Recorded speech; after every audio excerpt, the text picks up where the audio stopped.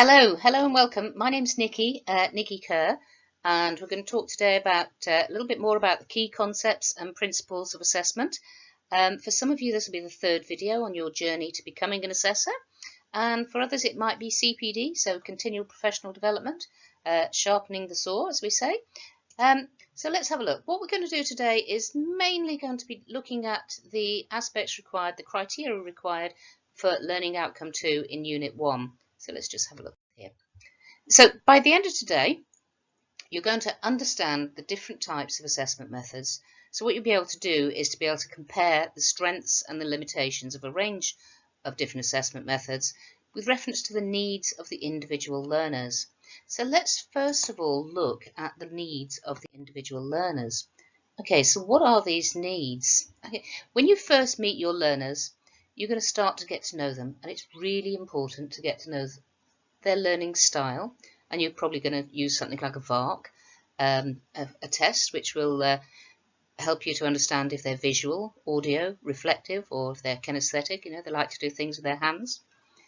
You may even have access to an ILP, individual learning plan. Depends how your organisations work. Some are prepared before you, and sometimes the assessor will do this themselves. So the individual learning plan will really tell you about the background, what skills they've already got, maybe through some work experience. Also, this will be on their CV. It'll also give you an opportunity while you're putting together a learning plan. It'll give you an opportunity to test these skills a little bit. For instance, I've been in management and leadership for more years than I care to remember, but actually, have I used the tools that might be asked for in a particular qualification? Certainly used lots of tools, but if there's some marking guidance that wants you to evidence that that your learner can do a specific task or use a specific tool, then you really need to be questioning your learner beforehand, so you know what you need to teach them, what you need to help them to progress with. As I said, CVs are other ways of finding things out about individuals, and look at the sort of CPD they've done. They may well have done a lot of self-directed learning, and we need to validate that and recognise so that we know where we're starting from. So this is all part of the initial assessment. Okay, so what is it we have to do as assessors? What does the learner need to evidence, knowledge or skills? Now, in your standards, you're going to find some statements. They're going to be something like this: the learner understands and can, or the learner will be able to and can. And they'll be followed by the verbs: analyse, explain, compare, bake a cake, devise a strategic plan. Now, depending whether it's the learner understands or whether it's the learner will be able to, that determines whether it's knowledge or whether they actually have to be able to do something in as much as a skill, have a skill. So the learner understands and can, maybe it's analyse, compare, do they know the difference between this and that? Can they compare it? Can they explain it? You can ask them some questions, or maybe ask them to write some answers, a little bit of a narrative. Whatever it is your learner likes to do, whatever their style of learning is, what's preferred by them. And then we come to the be able, the skills.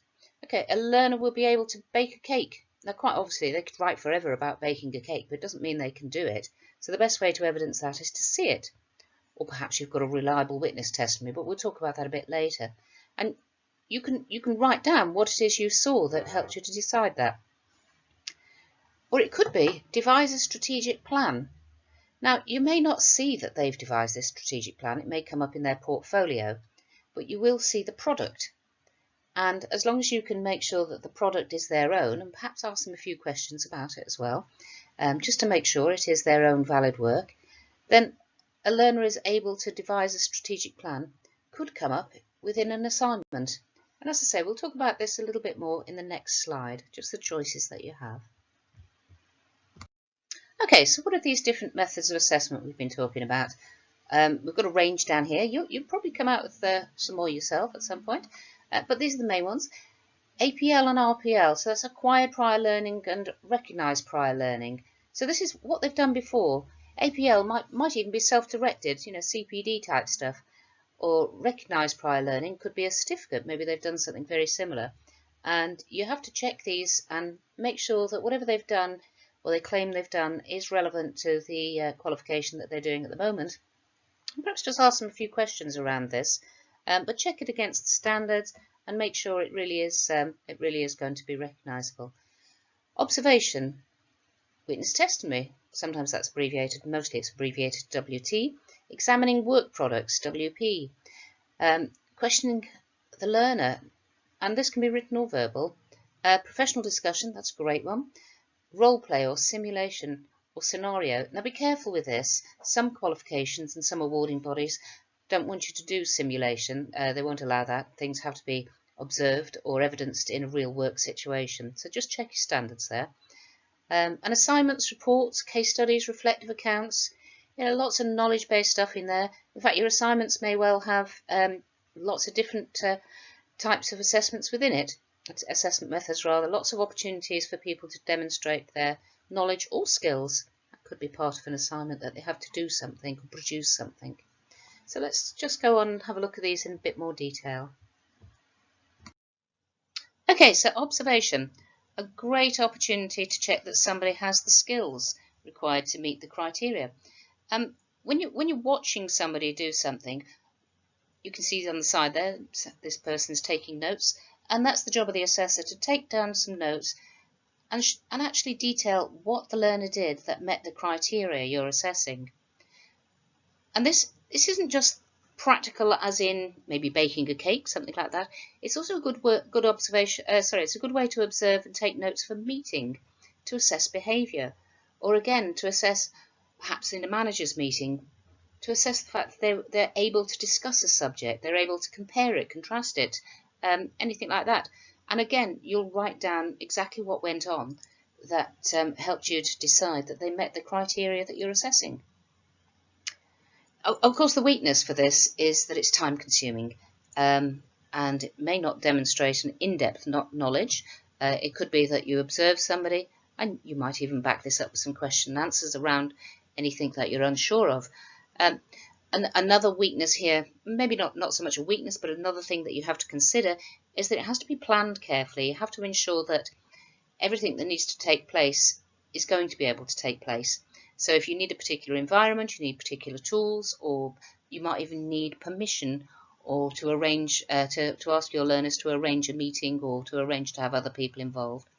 So be aware that fabulous opportunity, and you can get lots of criteria assessed very quickly through observation, but it has to be set up properly. Okay, so then you've got questioning. It could be written, could be in the form of an essay, if it needs to be really in depth. Excuse me. It could just be sort of verbal or spontaneous or part of a professional discussion, but it's a great way to fill in some gaps.